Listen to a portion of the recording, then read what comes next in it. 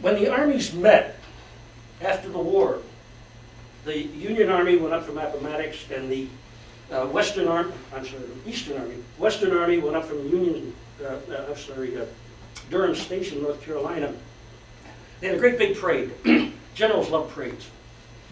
And the Eastern Army marched down Pennsylvania Avenue on one day, and the Western Army marched down the second day, and then they all went home.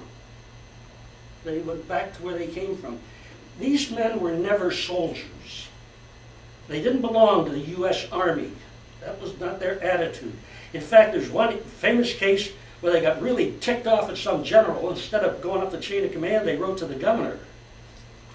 They were citizens. Very few regular U.S. Army units fought in the Civil War. They were very busy. There was a rebellion cooking in Canada. We were concerned about it. The French had taken Mexico.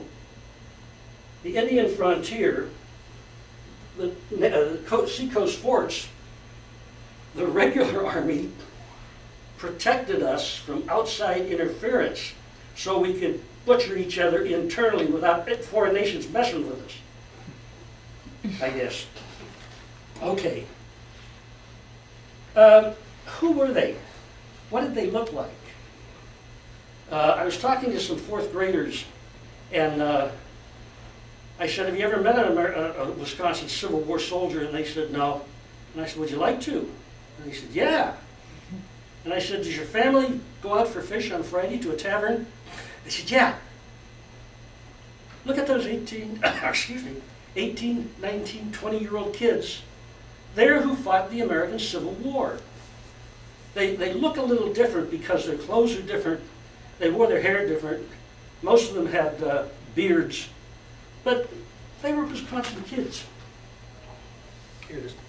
A very good friend of mine, Rich Zeitlin, the director of the Veterans Museum down on the square, wrote this book about Old Abe, who was a mascot of one of the Wisconsin regiments.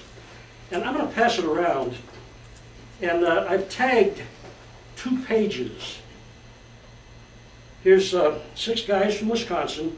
They're wearing gray uniforms. That was the wrong color. So they're at Camp Randall training. And then back here there are 6 guys in Wisconsin taken when they got back. And just look at these faces and see what 4 years of war did to some young, young men.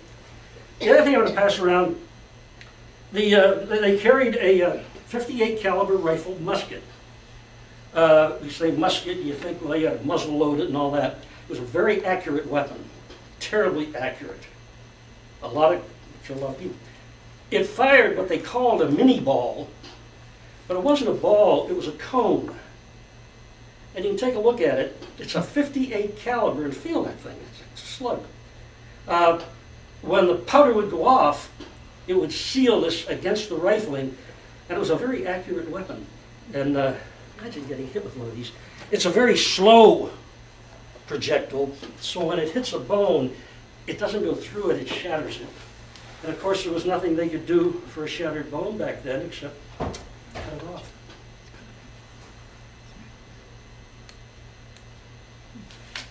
It's easy to think of people from way back then as being very different from us, but they weren't. Yeah, as I said, they dressed differently, their hair was different.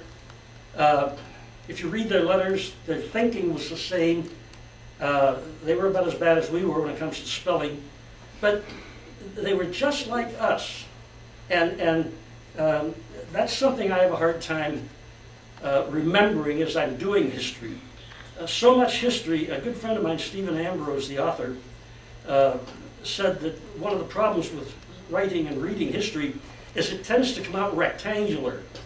In other words, on a map, you got a box that's the 2nd Wisconsin, and you got a box that's the 3rd Corps, and you got a box that's something else. These weren't boxes, they were people. They were young men.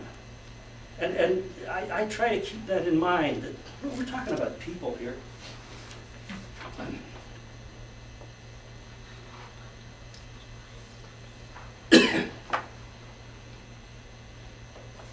They were young, they were 18, 19, 20. Most of them were not married. Most of them were farmers, although there were ones that weren't, were carpenters and wagon drivers and printers and what have you. They were either Lutheran or Catholic.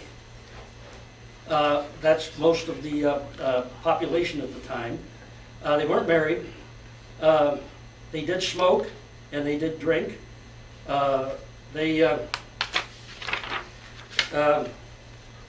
were hardy. Even farm life was hard and dangerous. They got paid $13 a month, which is about what a farmhand made. Most of them had never been out of the state when they enlisted. They had one set of clothes: trousers, shirt, jacket, overcoat. They didn't change their clothes for months. Again, these fourth graders I was talking to, all the guys said, "Great!" And the girls all said, they were supposed to take a bath in a river once a week, but most of them didn't.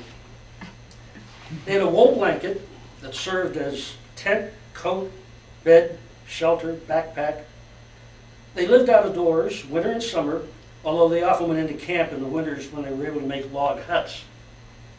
They marched everywhere they went, mostly on dirt roads that got very muddy or very dusty. There was no canned food at the time. And again, I tell the fourth graders this, and they complain, there was no pizza. Oh, God. They would take a herd of cattle along with each brigade, and each night they'd shoot so many of them, slaughter them, and pass out warm meat. They got meat, flour, beans, potatoes, and they had to cook it themselves in a skillet over an open fire, and most of them couldn't cook. So the food was pretty terrible. If they got sick, it was pretty much a case they would get better or they wouldn't. And if they got wounded, it was pretty much a case they would recover or they wouldn't. Medical science was very primitive. Surgeons thought nothing of working on an open wound with their fingers, holding a scalpel in their teeth where they got a really good grip going back. Louis Pasteur would develop the theory of sepsis, of germs and all that stuff, a year after the Civil War. What if he had developed that before it? It would have been something. They didn't fight all the time. Most of the time they sat around in camp or they were marching from this place to another place.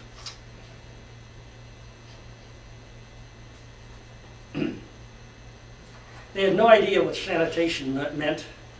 The officers tried to put some discipline into using the latrine, but in the dark of night, who knows?